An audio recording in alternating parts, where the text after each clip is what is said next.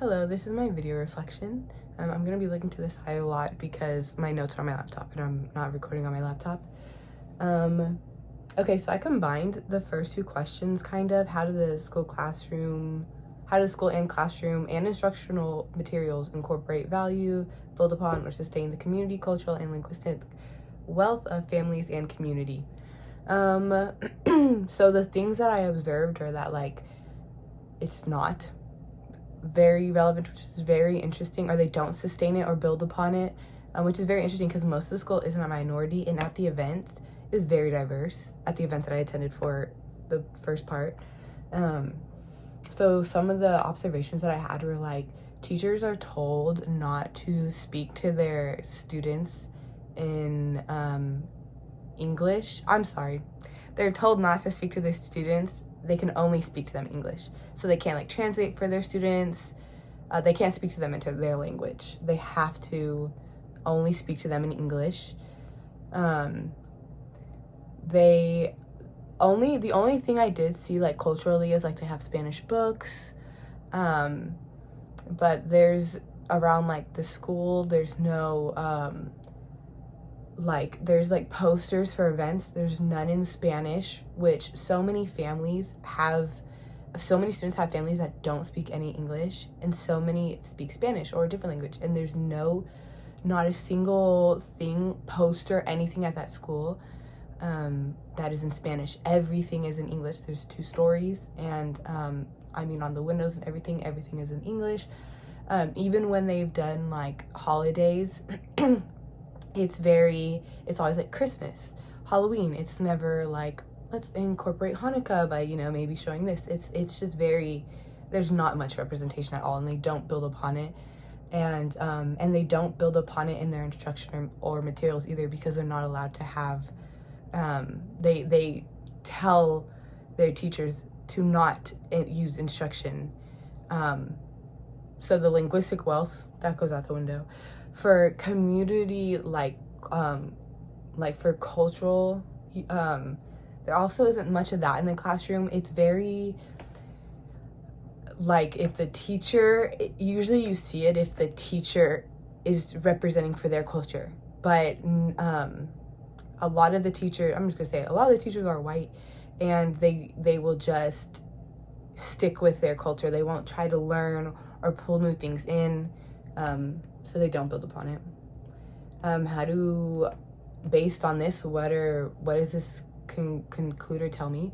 To me, looking at the board, I looked at the board of this school. It's very interesting because they're all white, and the board members, and they have such a diverse community. It's almost like this is what I conclude, that they don't know, they themselves aren't educated, so they don't see the importance of representation.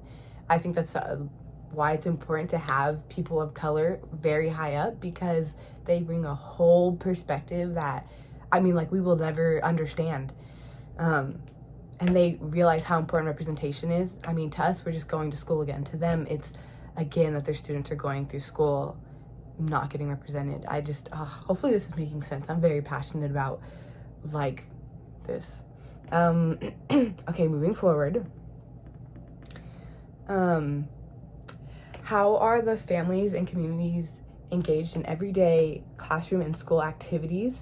So as much as there isn't much representation or anything, they are good about reaching out to the communities.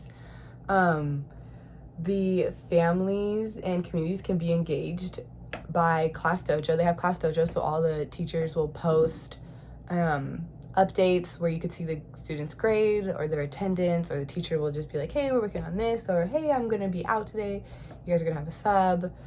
So the parents could log on there and see. The parents could even go and see their I think they can go and see some of their assignments on there too.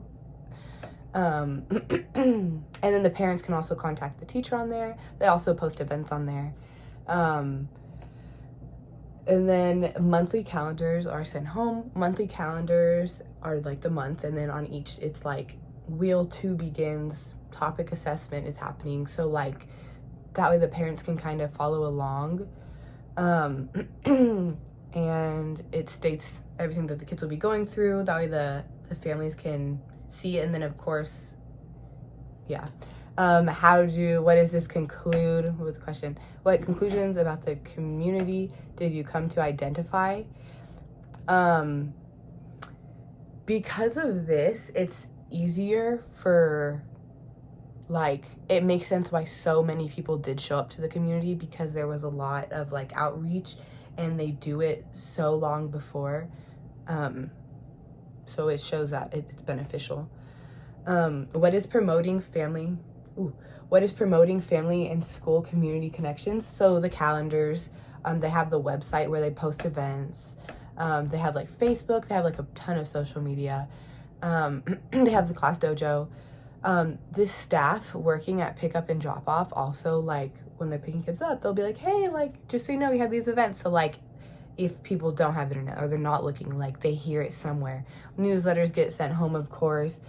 Things go up for the community. There's a church that the school is like connected to, that goes up. What does this tell me about the community? Once again, it makes sense why so many people come. They work really hard to promote it. What's hindering connections? I think the church is hindering it. The school is connected to a church, and so many families that go to that church have their kids come to school or do go to school, and it just creates a very, very tight circle. So then there's always issues, you know, when everyone's very close. And there's also, because it's connected to the church will hire like a lot of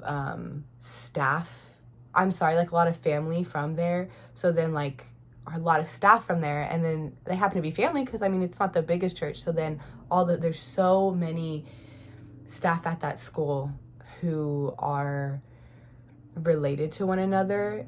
I want to say like 40 to 50% are at least related to someone at that school, and I could be wrong, it could be even more, but and then there's helicopter parents. So the fact that the community is too involved and like all the families do anything, you know, together, it creates a lot of issues to where like there'll be drama, you know, because the families, you know, build with families. And then there's like beef because, you know, you didn't like my sister, you know, or something. And because their kids go to school all the time because they all go to that church, they will just walk into the classroom, you know, and check on the kid. Or I've even seen parents like be like, hey, like, can I pull my kid out to like work with them and read the reflections? So then they get an opportunity. They didn't do the homework and now they could do it in school, and no other kid has the opportunity, you know. They could be a kid who's like a single mom, coming from a single mom, and they're not getting that time. It's very unfair, and I think that's hindering a lot of connections.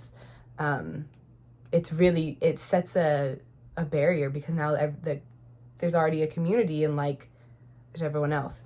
There needs to be some openness. And then internet is also hindering it, because a lot of families might not have access to the internet.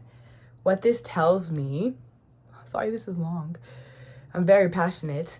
What conclusions about this community did you come to identify from all that?